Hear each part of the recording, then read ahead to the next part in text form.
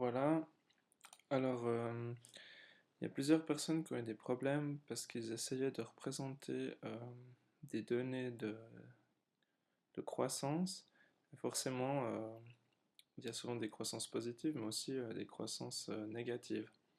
Donc le problème était de représenter ça avec des symboles proportionnels. Évidemment, ThomaVis n'arrive pas à faire des anti-cercles proportionnels, donc dès que vous avez une valeur inférieure à 0, ThomaVis n'est pas capable de la représenter. Donc là, j'ai réfléchi à une manière de contourner le problème. Alors là, je vais travailler sur le canton de Fribourg. On va aller regarder la table d'attributs. Et vous voyez, j'ai fait une variable, peu importe ce que c'est pas ça qui est important. J'ai une variable où j'ai des nombres donc inférieurs à 0, qui seraient par exemple là des croissances négatives, et tous les autres qui sont des croissances positives. Donc, ce que j'aimerais faire maintenant, c'est isoler toutes les communes dont la croissance est négative. Donc pour ça, on va utiliser un outil que vous connaissez.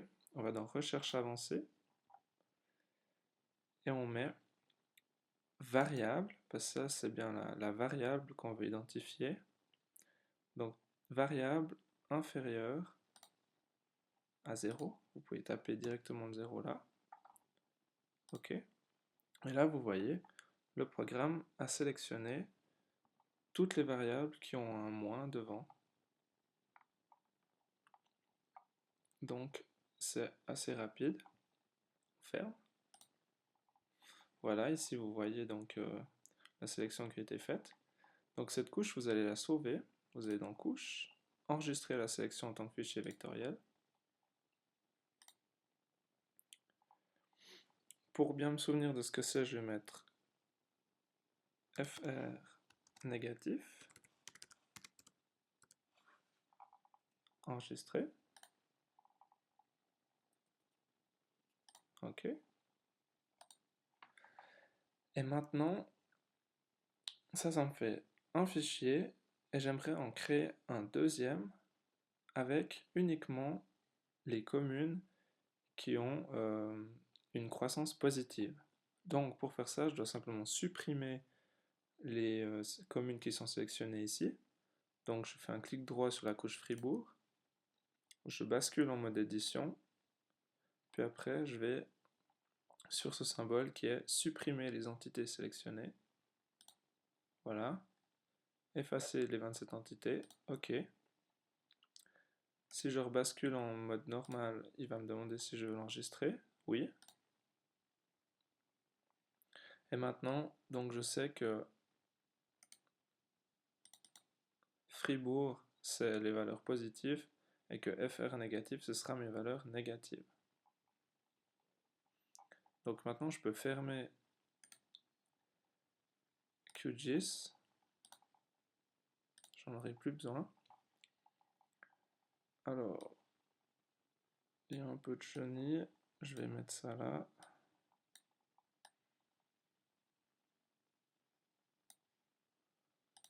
Vous voyez, ici, j'ai mes fichiers Fribourg et mes fichiers Fribourg négatif. Alors, je dois encore faire un travail dans le Fribourg négatif. Je vais ouvrir le fichier dbf, qui est celui-là, .dbf, où il y a ma table d'attributs. Donc, je double-clique dessus. Je l'ouvre en Europe occidentale ISO 88591. Alors pour faire ça, vous êtes obligé de OpenOffice. Donc si vous ne l'avez pas, il faut le télécharger. Maintenant, vous voyez, j'ai ma variable ici avec toutes les communes qui ont un moins devant. Ce que je peux faire, c'est sélectionner toutes mes données avec le moins, aller dans Édition, rechercher et remplacer, et je vais rechercher le moins et le remplacer par rien du tout. Je mets tout remplacer, fermer, et vous voyez qu'ici, mes moins ont disparu. Donc, ça tombe bien. Comme ça, en fait, Themavis va prendre ces chiffres pour des chiffres positifs et il pourra les représenter en cercle proportionnel. Donc j'enregistre ce fichier, on conserve le format. Et maintenant, je peux ouvrir Themavis. Je vais créer, donc pour commencer, je vais charger mes deux couches que je viens de créer. Donc Fribourg négatif. Ok, et je vais encore charger la couche Fribourg où il y a mes chiffres positifs. Voilà. Donc vous pouvez voir les géométries ici. Donc les attributs, ou pour variables, vous avez des chiffres positifs ici et des chiffres positifs là également. Ok. Maintenant, je vais faire apparaître ça dans les vues. Donc là, je crée une nouvelle carte avec mes communes du canton de Fribourg. On va enlever l'arrière-fond. Et là, je vais charger en fait mes deux couches, à la fois Fribourg négatif et la couche Fribourg. Ok, je vais étendre. Et vous voyez, ici, on voit aucune différence. Est-ce qu'il y a une couche ou deux couches? Donc tout colle parfaitement, c'est bien. Maintenant, on va retourner dans les outils, Layers, et là, on va faire la classification. Alors, on va faire les symboles proportionnels, on va dans Style, on commence par la couche négative. On veut faire un symbole proportionnel. On va dans les propriétés, on choisit un symbole, ok. La variable qu'on veut carter, donc ici c'est variable. On calibre les cercles proportionnels. Je vais essayer comme ça, on verra si ça marche. Et on choisit la couleur des symboles. Alors comme là c'est sur le Fribourg négatif, on va par exemple dire qu'une diminution de la croissance, ça pourrait être du bleu. Une croissance négative, ça pourrait être du bleu, par exemple. Voilà. Ok. Et maintenant, sur Fribourg, qui est la couche avec la croissance positive, je recommence une fois. Symbole proportionnel. Propriété. Je veux effectivement des ronds. Je veux carter la variable. Et là, je recalibre. Ici, c'est important de mettre les mêmes valeurs pour les deux couches. Donc si vous avez mis que 10 pixels était égal à 10 000, il faut faire la même chose sur les deux couches, et le biais également, si vous le mettez sur une des couches, il faut l'ajouter sur l'autre. Et là, disons que comme c'est une croissance, je vais mettre du rouge. Ok. Et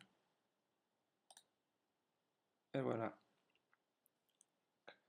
Donc on pourrait ajouter un biais.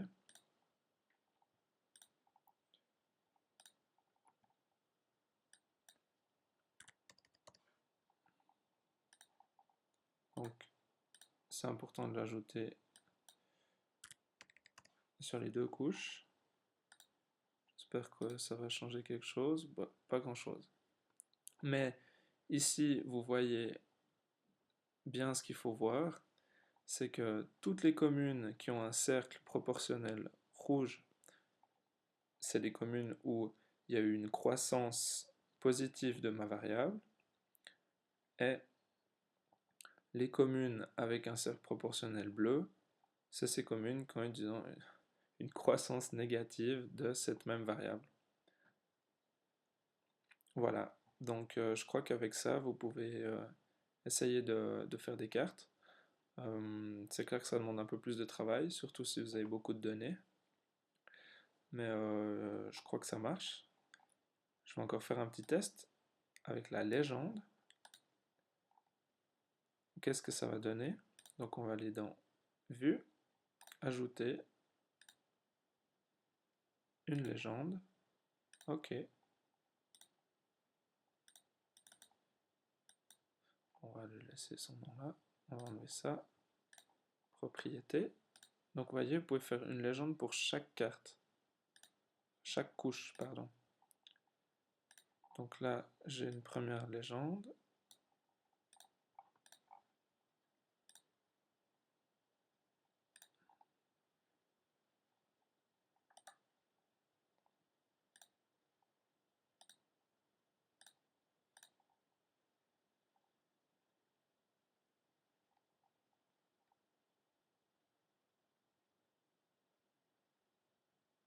Mhm. Donc en fait, il faut faire... Là, il m'a changé en fait ma légende, donc il faut en faire juste deux. Donc je vais ajouter une autre légende, ok.